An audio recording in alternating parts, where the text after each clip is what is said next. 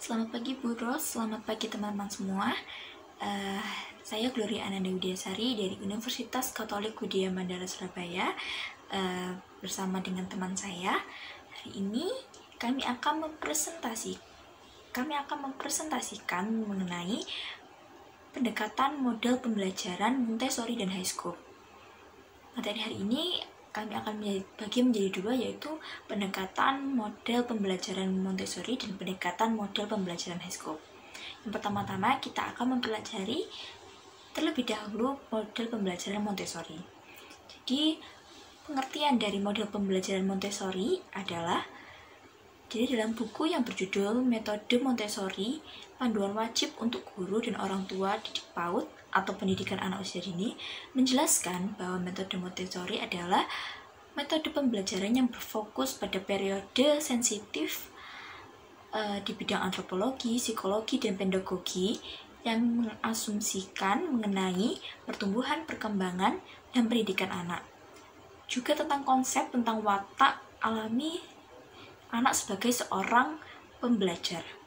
Jadi Montessori ini menyebutkan 3 peran orang dewasa. Orang dewasa di sini yang dimaksud adalah orang tua dan pendidik. 3 peran orang dewasa adalah sebagai fasilitator, pengamat, dan pengurus. Nah, selanjutnya setelah pengertiannya kita akan belajar sedikit tentang sejarah model pembelajaran Montessori. Jadi model pembelajaran Montessori ini mengacu pada pembelajaran yang dikembangkan oleh Maria Montessori. Beliau adalah tokoh yang sangat terkenal dalam dunia pendidikan anak. Karena hingga saat ini ketika kita mendengar kata Montessori, pasti yang terlintas di pikiran adalah mengenai dunia anak-anak.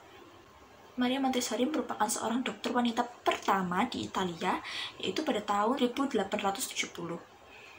Jadi citranya dalam bidang pendidikan ini dimulai setelah dia lulus dari sekolah kedokteran, dan kemudian dia melanjutkan dengan bekerja di salah satu klinik psikiatri yang ada di Universitas Roma. Di pekerjaan ini itu menuntut Maria Montessori untuk berinteraksi secara langsung dengan anak yang memiliki kecacatan mental. Dan mulai dari situ Montessori percaya bahwa masalah mental itu merupakan masalah yang berkaitan dengan pedagogik, lebih berkaitan dengan pedagogik daripada gangguan medis.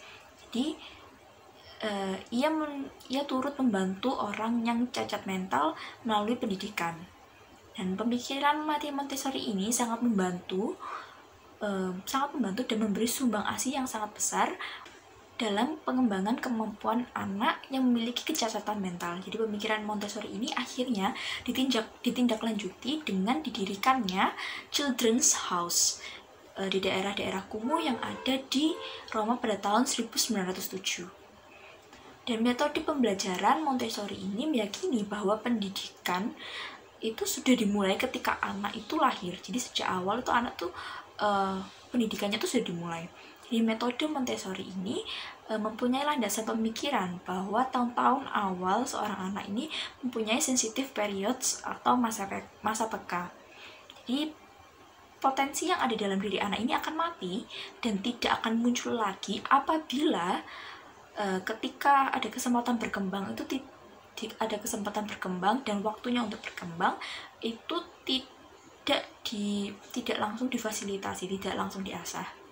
Adapun Montessori memberikan bantuan periode sensitif atau masa peka dalam 9 tahap sebagai berikut.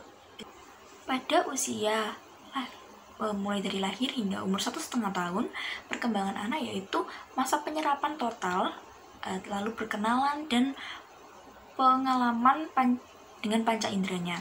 Lalu pada umur 1,5 tahun hingga 3 tahun itu perkembangan bahasa. Umur 1,5 tahun hingga 4 tahun perkembangan dan koordinasi antara mata dan otot-ototnya, dan perhatian terhadap benda-benda yang kecil. Lalu umur 2 hingga 4 tahun itu ada perkembangan dan penyempurnaan gerakan-gerakan. Lalu perhatian yang besar terhadap hal-hal yang nyata atau konkret yang bisa dilihat, yang bisa dipegang. Lalu yang ada mulai menyadari urutan waktu dan ruang. pada usia 2,5 hingga 6 tahun itu penyempurnaan penggunaan panca indera. Umur 3 hingga 6 tahun peka terhadap pengaruh orang dewasa. Umur 3,5 hingga 4,5 tahun anak mulai mencoret-coret. Lalu umur 4 hingga 4,5 tahun indera perabanya mulai berkembang. Umur 4,5 hingga 5,5 tahun mulai tumbuh minat untuk membaca. Lalu selanjutnya kita akan membahas mengenai konsep umum model pembelajaran Montessori. Jadi ada 4 konsep umum model pembelajaran Montessori. Yaitu kurikulum, yang kedua pembelajaran, yang ketiga penilaian, dan yang keempat adalah sarana atau media pembelajaran. Nah, kita akan membahasnya satu persatu. Yang pertama adalah kurikulum. Jadi kurikulum dan pendekatan Montessori ini memiliki area-area yang menjadi pusat latihan. Jadi dasar dari pendidikan Montessori ini menekankan pada 3 hal, yaitu pendidikan sendiri, masa peka, dan kebebasan. Nah, pendidikan sendiri atau yang bisa disebut dengan pedosentris, ini menurut Montessori anak memiliki dalam dirinya itu untuk berkembang sendiri secara alami. Jadi anak memiliki hasrat yang alami untuk belajar dan bekerja. Jadi bersamaan dengan kegiatan-kegiatan yang kuat untuk mendapatkan kesenangan. Anak akan selalu mencari sesuatu yang baru untuk dikerjakan, yaitu sesuatu yang memiliki tingkatan yang lebih sulit daripada tingkatan sebelumnya. Jadi anak itu cenderung ingin menantang dirinya sendiri atau ingin bereksplorasi lebih lagi. Jadi keinginan untuk mandiri muncul dari dalam dirinya sendiri. Keinginan itu tidak muncul melalui rancangan pembelajaran, tapi muncul secara spontan, merupakan suatu spontanitas yang merupakan dorongan dari batin diri si anak itu. Nah, lalu yang kedua ada masa peka. Masa peka ini adalah masa yang sangat penting dalam perkembangan seorang anak. Karena ketika masa peka itu datang, maka anak harus segera difasilitasi dengan alat-alat permainan yang mendukung aktualisasi potensi yang muncul. Jadi guru itu memiliki kewajiban untuk dengan cakap mengobservasi munculnya masa peka yang ada dalam diri anak. Dan terakhir adalah kebebasan. Jadi kebebasan ini menjadi hal penting dalam pembelajaran Montessori. Dalam pembelajaran ini, anak memiliki kebebasan untuk berpikir, berkarya, dan berbuat segala sesuatu yang diinginkan. Yang kedua, pembelajaran Montessori membagi tahap pembelajaran menjadi 3 tahap, yaitu langkah pembelajaran bisa dilakukan dengan contoh sebagai berikut. Yang pertama adalah langkah menunjukkan. Jadi guru menunjukkan mengenai materi yang akan dibahas. Contohnya guru memperlihatkan kertas berwarna biru, lalu guru menyampaikan bahwa kertas ini berwarna biru, ini biru, seperti itu. Yang kedua adalah langkah mengenal. Guru akan mengacak kertas warna, lalu memberi instruksi, ambil kertas berwarna biru. Dan yang ketiga adalah langkah mengingat. Jadi dari kertas-kertas warna yang diacak itu, yang dikacaukan, guru mengambil sehelai kertas dan bertanya, ini warna apa? Nah, tujuan dari proses pembelajaran ini, tujuan dari proses belajar dari 3 tahap ini adalah untuk mengajarkan konsep-konsep baru dengan cara pengulangan, dengan cara yang berulang. Jadi dengan demikian, anak ini akan membantu anak untuk memahami dengan lebih baik lagi materi yang sudah disampaikan oleh gurunya. Dan cara ini juga membantu guru untuk melihat seberapa baik anak ini menguasai dan menyerap materi yang sudah diajarkan oleh gurunya. Dan yang ketiga adalah penilaian. Jadi pada model pembelajaran Montessori ini juga ada penilaian, tapi dilakukan dengan teknik observasi. Jadi evaluasi hasil belajar ini menurut model Montessori bukan mengoreksi, atau teach by teach, not by correcting. Jadi penilaian yang dilakukan guru dalam model pembelajaran Montessori ini, yang pertama adalah usaha dan pekerjaan anak dihargai sebagaimana adanya. Jadi usaha anak itu dihargai, proses anak ketika mengerjakan sesuatu itu dihargai. Jadi bukan dilihat dari hasilnya saja. Lalu yang kedua, rapot tidak menggunakan sistem ranking seperti angka atau nilai A, B, dan C. Lalu yang ketiga adalah tidak mengenal adanya sistem hukuman dan imbalan atau reward and punishment. Nah, yang terakhir dalam konsep umum ini adalah sarana dan media pembelajaran. Jadi metode dan media pembelajaran Montessori ini dibagi menjadi 3, yaitu motorik, sensorik, dan bahasa. Tapi penekanan utamanya itu ditunjukkan pada pengembangan alat-alat indera. Jadi sarana atau media yang digunakan ini dalam metode pendidikan Montessori itu yaitu alat-alat permainan untuk mengembangkan panca indera. Di Montessori ini termasuk tokoh yang yakin bahwa panca indera adalah pintu masuk berbagai pengetahuan ke dalam otak. Nah, jadi bisa dilihat dari gambar ini ada alat permainan untuk melatih indera penglihatan, alat untuk melatih indera peraba atau perasa, lalu ada alat untuk melatih indera pendengaran, dan alat permainan untuk melatih indera penciuman. Selanjutnya, setelah konsep umum, kita akan belajar bersama-sama mengenai prinsip metode pembelajaran Montessori. Jadi, model pembelajaran Montessori menciptakan pendekatan yang dirancang untuk mendukung pengembangan anak secara alami. Jadi, Maria Montessori ini memiliki prinsip dasar mengenai metode Montessori yang sangat memfokuskan pada children center atau difokuskan pada anak, dan orang dewasa ini hanya sebagai pembimbing. Jadi ada 4 prinsip dasar yang mewakili pendidikan Montessori dalam berbagai program. Nah, yang pertama adalah kebebasan. Jadi metode Montessori ini dilandaskan pada kebebasan, yaitu kebebasan yang disiplin. Jadi kebebasan yang disiplin. Jadi bebas tapi tetap disiplin. Dalam konteks anak usia dini, kebebasan di sini adalah kebutuhan untuk menyempurnakan pertumbuhan dan perkembangan dengan optimal melalui berbagai kegiatan. Jadi anak dibebaskan melakukan berbagai kegiatan dalam rangka mengembangkan aspek perkembangan yang ada pada dirinya. Jadi prinsip kebebasan ini tidak hanya memungkinkan anak untuk bertumbuh dan berkembang saja secara bebas, tetapi memungkinkan anak untuk berkembang secara khas menurut ciri kepribadian yang ada dalam diri mereka masing-masing. Lalu yang kedua ada kemandirian. Jadi kemandirian adalah segala sesuatu yang dikerjakan sendiri. Jadi ketika kita terbiasa untuk melayani anak, hal itu malah cenderung menghalangi aktivitas spontan anak yang seharusnya anak bisa menyelesaikan masalah itu sendiri, tapi dengan bantuan itu akan membuat mereka menjadi terbiasa dan selalu mengandalkan orang lain untuk mengerjakan sesuatu. Nah, yang ketiga adalah penghapusan hadiah dan bentuk hukuman luar. Jadi model pembelajaran Montessori ini tidak menggunakan hadiah ketika anak mendapatkan keberhasilan. Jadi menurut Maria Montessori ini, hadiah dan bentuk-bentuk hukuman itu akan menyusul secara alami. Jadi penghargaan bagi anak itu yaitu berupa kebebasan. Nah, dan saat anak ini melakukan kesalahan, anak akan menyadari dan memperbaiki kesalahan itu, dan anak akan berusaha untuk memperbaiki kesalahan itu. Jadi ini merupakan motivasi intrinsik yang ada pada diri anak, yang akan muncul pada diri anak dan akan tertanam dalam memori anak dengan lebih lama. Dan terakhir yang keempat adalah prinsip disiplin. Jadi disiplin ini muncul melalui suatu kemerdekaan atau kebebasan. Jadi jika disiplin ini dilandaskan pada kebebasan atau kemerdekaan, maka disiplin ini harus bersifat secara aktif. Nah, selanjutnya ada bentuk-bentuk material pembelajaran Montessori. Jadi terdapat alat peraga atau material yang digunakan untuk aktivitas perkembangan anak yang digunakan dalam model pembelajaran Montessori.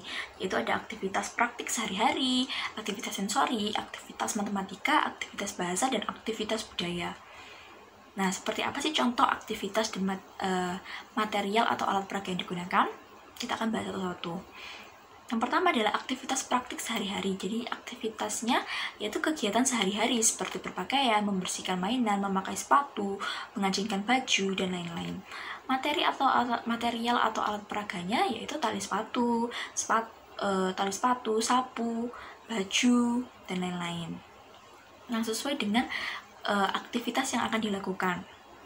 Lalu selanjutnya ada aktivitas sensori. Di aktivitas sensori ini, contoh aktivitasnya bisa melalui penglihatan, sentuhan, pendengaran, pengecap, dan penciuman. Di material yang bisa digunakan itu bisa kapas, sutra, wool, balok, pasir, atau sesuatu yang bertekstur yang mendukung aktivitas sensori yang dilakukan pada hari itu. Yang kedua adalah aktivitas matematika. Jadi aktivitasnya itu memahami konsep kuantitas, memahami konsep banyak dan sedikit. Nah, material yang digunakan bisa permen, papan, biji, yang memudahkan anak untuk memahami konsep angka. Nah, yang selanjutnya adalah aktivitas bahasa. Aktivitasnya bisa, untuk anak usia dini, aktivitasnya bisa melalui kategorisasi gambar, lalu membaca dan menulis. Tapi baru memperkenalkan ya, jadi baru berlatih. Nah, material atau alat peraga yang digunakan bisa dengan alfabet geser, puzzle, atau kotak objek. Selanjutnya ada aktivitas budaya. Aktivitas budaya ini aktivitasnya bisa geografi dan sejarah. Tapi geografi dan sejarah menurut anak usia dini ini, geografi itu bagi anak usia dini yang diajarkan ke anak usia dini tentang bahwa setiap daerah itu berbeda-beda, setiap tempat itu berbeda-beda, memiliki kebudayaan sendiri dan punya karakteristik, setiap daerah punya karakteristik yang berbeda-beda. Lalu sejarah di sini maksudnya sejarah alam, misalnya kenapa es batu itu bisa mencair ketika ditaruh di tengah sinar matahari, lalu misalnya bagaimana kupu-kupu ini dari kepompong bisa menjadi kupu-kupu itu. Material yang bisa digunakan itu bisa dengan globe atau bola dunia, lalu bisa dengan alat-alat peraga yang mendukung aktivitas yang dilakukan pada hari tersebut. Nah, selanjutnya ada tujuan utama dalam pembelajaran Montessori. Jadi tujuan utama dari pembelajaran Montessori adalah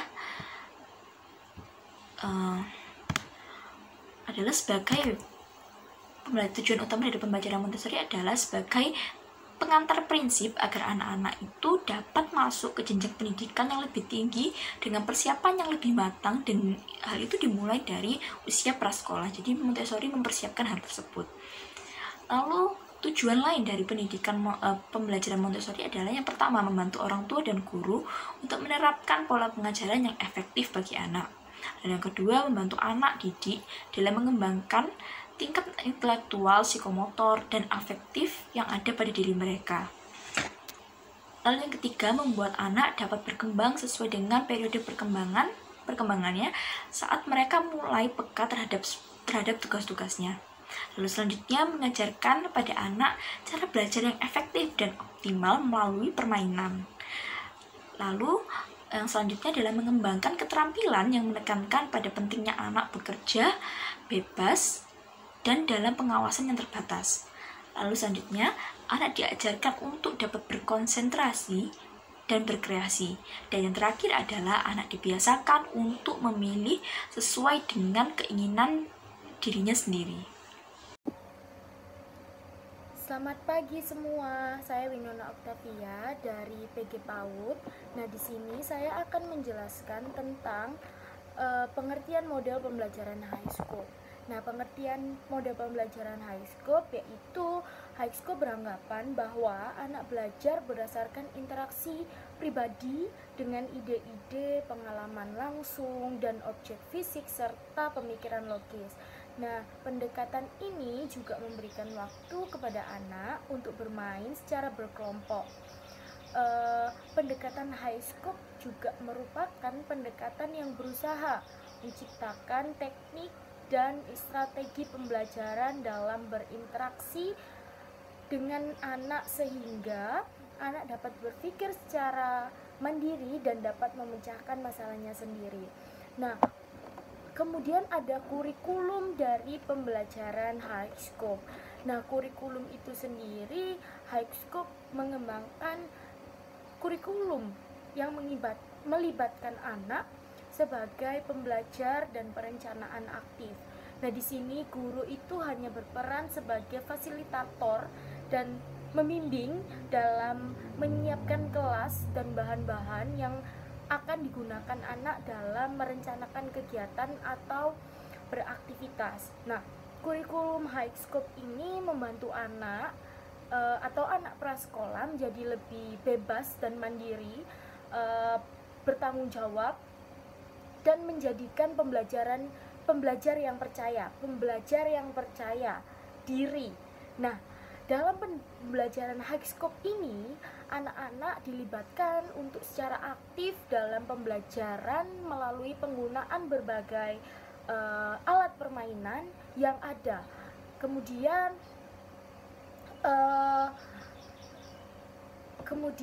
ada beberapa kurikulum dari high scope memiliki 58 yang harus dimiliki anak, tetapi high scope itu merangkum menjadikan 10 kelompok atau 10 poin pokok, yaitu yang pertama ada kreativitas, kemudian ada bahasa, ada yang ketiga musik, yang keempat inisiatif dan hubungan sosial, yang kelima ada gerakan, yang keenam ada klasifikasi, yang ketujuh ada angka, yang kedelapan ada mengurutkan, yang kesembilan ada konsep ruang, dan yang kesepuluh ada konsep waktu.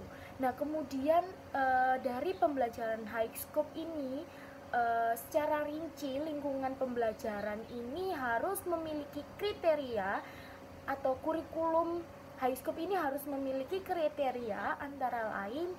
Yang pertama, sekolah itu harus menyediakan lingkungan fisik pembelajaran dan fasilitas pembelajaran yang kondusif. Nah, di mana anak ini belajar dan merefleksikan tahapan yang berbeda dalam perkembangan masing-masing anak. Nah, yang kedua kemudian sekolah itu harus menyediakan ruangan yang layak untuk melakukan seluruh program kegiatan, dan yang ketiga, ruangan harus disusun dalam area fungsional yang dapat dikenali anak dan berpeluang terjadinya interaksi sosial serta aktivitas individual. Nah, kemudian ada metode pembelajaran dari high scope. Nah, metode pembelajaran dari high scope ini yang pertama meliputi atau mata pelajaran sebagai berikut. Yang pertama, pendekatan belajar. Yang kedua, perkembangan sosial dan emosional. Yang ketiga, perkembangan fisik dan kesehatan. Yang keempat, ada bahasa, literasi, dan komunikasi. Yang kelima, seni. Yang keenam, musik. Yang ketujuh, olahraga. Apa aja sih metode pembelajaran high scope ini? Yang pertama, ada belajar aktif. Nah, belajar aktif ini anak-anak dilibatkan untuk merasakan secara langsung berhadapan dengan orang, ide, benda, atau kejadian yang terjadi saat itu. Nah, pengalaman proses belajar aktif ini akan menentukan atau membantu anak untuk membentuk pengetahuan mereka, seperti belajar tentang konsep, membentuk ide, menciptakan simbol, dan abstraksi mereka sendiri, atau ide-ide di luar lingkungan sekolah. Nah, kita sebagai fasilitator yang akan mengobservasi dan berpartisipasi dalam kegiatan anak-anak, para guru atau fasilitator dipandu dengan pengalaman pokok sebagai bagian dari perkembangan intelektual, fisik, sosial, dan emosional mereka. Nah, kemudian ada yang kedua, setelah belajar aktif ada interaksi dengan orang dewasa. Apa sih interaksi dengan orang dewasa? Nah, orang dewasa ini mengobservasi dan berinteraksi dengan anak-anak pada tingkatan mereka untuk mencari tahu bagaimana masing-masing anak berpikir dan memberi alasan kepada orang dewasa. Nah, kemudian ada lingkungan belajar. Nah, lingkungan belajar ini atau ruangan kelas ini diatur dalam 5 atau lebih area minat. Ada area-area tertentu yang diberi nama yang mudah, yang masuk akal bagi anak, seperti area balok, area matematika, area agama, atau area pasir. Nah, bahan-bahannya bervariasi sesuai dengan perkembangan banyak dan berhubungan dengan komunitas dan budaya. Dan bahan-bahannya juga diatur sedemikian rupa sehingga memungkinkan anak-anak untuk menentukan dan menggunakannya. Kemudian anak juga diajarkan clean up atau mengembalikan atau membersihkan barang-barang atau bahan-bahan yang mereka selesai kerjakan atau mereka sudah selesai mainkan, mereka kembalikan kembali di tempat seperti semula. Nah, ini peraturan yang mendukung anak-anak untuk menemukan dan menggunakan bahan-bahan untuk mengeksplorasi, menciptakan dan mempelajari dunia mereka. Kemudian ada rutinitas harian. Nah, apa sih rutinitas harian itu? Nah, setiap hari ada jadwal kegiatan yang serupa yang memberikan kerangka kerja yang konsisten. Nah, High Scope ini memiliki rangkaian harian untuk berencana, melakukan, mereview. Nah, ini memungkinkan anak-anak untuk secara mandiri mengejar minatnya, membuat rencana, mengikuti rencana, merenungkan pengalaman. Di samping rangkaian untuk berencana, melakukan, mereview, dan melakukan tersebut, nah, pengaturan dalam suatu hari memungkinkan anak-anak untuk bertemu dalam kelompok kecil. Nah, kemudian apa sih tujuan dari pembelajaran High Scope? Nah, tujuan dari pembelajaran High Scope itu berusaha untuk membantu anak berkembang di semua bidang. Pendekatan dari High Scope itu sendiri memiliki beberapa tujuan, yaitu salah satunya adalah berusaha untuk membantu anak berkembang di semua bidang bagi peserta didik.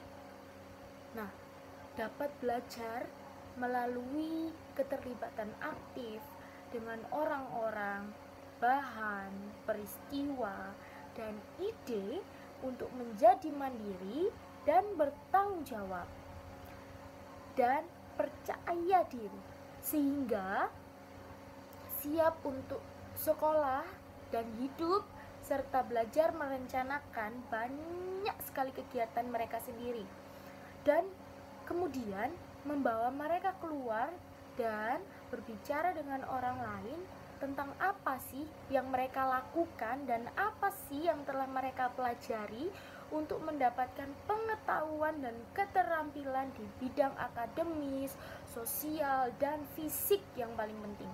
Nah, itu dia tujuan dari pembelajaran High Scope. Kemudian ada kelebihan dan kekurangan pembelajaran High Scope, yaitu yang pertama, apa sih kelebihannya dari model pembelajaran High Scope? Kan orang-orang masih belum terlalu mengenal tentang apa sih High Scope, apa sih Montessori. Nah, ini dia kelebihan dari model pembelajaran High Scope. Yang pertama, model pembelajaran High Scope itu membantu guru dalam berkonsentrasi lebih banyak pada perkembangan anak, dalam perkembangan sosial emosi, perkembangan fisik motorik, perkembangan seni. Kemudian yang kedua, model pembelajaran kelebihan model pembelajaran High Scope yaitu ada model pembelajaran ini anak akan dituntut untuk memilih pembelajaran apa yang akan mereka pelajari, dan dengan model pembelajaran ini anak diberikan untuk memilih kegiatan mereka sendiri. Nah, maka dari itu akan sangat baik bagi perkembangan kognitif, bahasa, sosial emosi anak untuk membuat mereka mengingat materinya lebih lama. Nah, itu dia kelebihan model pembelajaran itu. Oh, masih banyak. Yang ketiga ada membentuk anak menjadi pembelajar yang aktif. Nah, kemudian yang keempat, memiliki manfaat dalam jangka panjang bila diterapkan kepada anak-anak yang hidup dalam kemiskinan. Nah, kemudian yang kelima ada membentuk kemandirian anak dalam mengambil keputusan dan memecahkan masalah. Anak-anak dapat memecahkan masalahnya sendiri. Misalnya matematika dia nggak bisa, dia bingung, dia berusaha memecahkan masalahnya sendiri sampai dia benar-benar di tahap dia nggak ngerti, baru mereka bertanya kepada gurunya. Nah, kemudian ada membentuk anak agar lebih siap untuk memasuki sekolah dasar. Kemudian ada model high scope, tidak hanya mencetak anak yang berhasil dalam bidang akademik, namun juga memiliki skill, termasuk diantaranya emotional skill dan social skill. Nah, emotional skill itu seperti anak dapat mengontrol emosinya untuk misalnya ada dia harus sharing mainan sama anaknya. Nah, disitulah emotional skillnya dilatih. Atau misalnya mereka main sama temennya, dia kalah, nah dia harus belajar untuk berusaha, oh iya aku kalah, it's okay, nggak apa-apa aku kalah. Nah, itu melatih emotional skillnya.